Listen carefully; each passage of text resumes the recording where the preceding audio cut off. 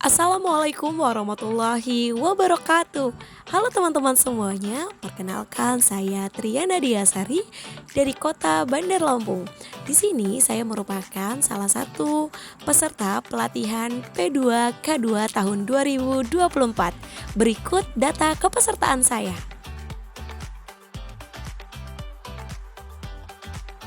Modul 2, sesi 6, langkah 3, menyusun anggaran. Ibu, seperti bulan yang lalu telah kita pertemuan, bulan ini kita masuk ke sesi selanjutnya, yaitu pintar mengatur penggunaan uang dalam keluarga. Ibu-ibu pernah nggak sih merasa pusing gitu nggak punya uang? Dulu pernah Ibu. Sering ya? Nah Setiap iya, setiap hari. Itu biasanya karena kita itu sulit Bu untuk mengaturnya. Karena memang ya Bu, kalau kita berbicara uang dan juga ekonomi itu memang nggak ada habisnya, ya kan? Apalagi sekarang kalau misalnya dibantu pemerintah, alhamdulillah. Tapi gimana sih caranya kita mengatur uang di dalam kehidupan sehari-hari? Karena kan kalau bantuannya kemana nggak tiap hari kan Bu? Iya nggak? Iya benar. Jadi gimana caranya uang yang suami-suami ibu atau ibunya memang bekerja itu bisa diatur dengan baik, ya Bu ya? Boleh dilihat Ibu nih di browsernya yang sudah bagikan ya, di gambarnya itu. Pertama itu kita tuh harus hitung dulu Bu jumlah pendapatan dan pengeluaran kita dalam satu bulan. Jangan nanti lebih besar pengeluarannya daripada pemasukan. Coba Ina mau tanya dulu. Kemarin kan kita sudah belajar pertemuan, ya tepuk-tepuk pertemuan udah. Ayo masih inget nggak? Gitu ya Bu. Kita biar membakar semangat dulu. Tepuk P2K2. Pertemuan peningkatan kemampuan keluarga. Nah, betul ya. Jadi pertama itu Bu, kita hitung dulu pemasukan sama pengeluarannya, jangan sampai nanti pengeluarannya lebih banyak daripada pemasukannya kan, bener nggak? Iya betul dong. Terus selanjutnya nih Bu, upayakan jumlah pengeluarannya seimbang dengan jumlah pendapatan. Makanya tadi yang bilang kalau misalnya kita ada pemasukan suaminya tiap hari tuh dihitung dulu, sanggup anak sekolah berapa, terus nanti jajannya seberapa, terus masak untuk dapur, dan juga jangan lupa untuk sisihkan menabung Bu. Kalau misalnya sehari ibu bisa tabung 5.000, kalau satu bulan bisa berapa Bu? Nah 150.000 kan, 150.000-nya bisa dipakai buat apa? Buat bayar lampu. Itu juga penting loh untuk anak sekolah kan sekarang ya Bu ya. Nah butuh internet kan Bu. Nah itu sebenarnya kalau kayak gitu tuh keinginan atau kebutuhan sih Bu? Coba nah kalau keinginan apa Bu? Kalau keinginan Beli baju. nah itu beli baju kalau keinginan. Terus kalau yang tentang anak sekolah keinginan tuh meliputi apa aja?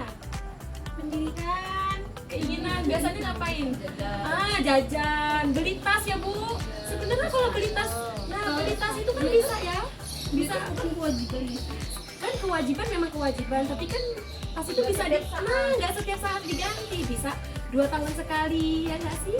Nah tapi kalau yang wajib itu buku, itu wajib. Tapi kalau misalnya tas terus sepatu itu kan masih bisa dipakai dalam 1 tahun ya Bu ya. Nah itu jadi kita tuh harus membedakan mana keinginan dan juga mana kebutuhan. Kalau kebutuhan di rumah apa aja Bu? Butuh apa kita?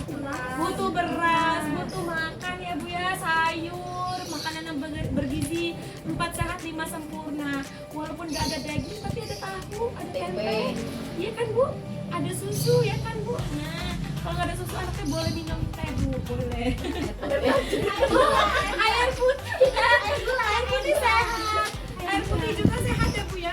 Tuh bedakan pengeluaran untuk kebutuhan dan juga keinginannya tadi kita bilang kan Bu. Terus kurangi atau tunda, batalkan keinginan yang masih bisa ditunda lah Bu ya. Mentang-mentang TV-nya kecil, lihat tetangga beli TV baru yang panas juga. Aduh, udah cepetan nabung atau enggak nanti uang dapat PKH-nya dibuat beli TV. Enggak dong, enggak gitu ya Bu ya. Jadi ditunda-tunda dulu kalau misalnya mau beli-beli yang ya itu sesuai keinginan kita lah. Baju itu kan masih bisa dipakai kan. Jadi kalau misalnya beli bajunya tiap bulan itu tuh nggak baik ya. Kita harus, nah itu tren itu kan Bu kadangan ya, kita kan ibu muda nih banyak itu. Jadi kita harus membedakan mana keinginan dan juga mana kebutuhan. Selanjutnya ibu-ibu bisa lihat ya Bu ya, sepakati bersama anggaran bulanan keluarga. Jadi ya itu yang tadi dibilang Bu, kalau misalnya yang untuk anak sekolah seperti tas dan juga seragam itu kan masih bisa dalam 1 tahun dipakainya. Tapi kalau buku, terus pensil, pena itu kan pasti habisnya dalam jangka dekat. Itu memang harus dipersiapkan ya, makanya setiap dapat kalau bisa disisihkan dulu. Takutnya nanti ibu mau beli buku, nah mamanya nggak punya uang. Ibu mau beli ini, nanti mamanya nggak punya duit. Jadi harus dipikirkan ya Bu ya. Lanjut nih Bu, kendalikan pengeluaran sesuai dengan anggaran yang dibuat. Nah ini Bu bisa lihat ya Bu ya. Kalau dilihat di situnya tuh ada listrik, jadi dibuat amplop gitu Bu. Dibuat per amplop. Jadi kalau misalnya di amplop sini tulisannya listrik, amplop kedua tulisannya Gas. arisan gas, bayar utang itu harus disisihkan. Iya Bu, kita tuh harus mikirin juga bayar utang ya. Ya Bu ya. Oke, yuk sekarang kita berdiri dulu, kita mau main game dulu biar ibunya gak capek. Yuk. Ini main gamenya kepala, pundak, lutut, kaki, bisa Bu?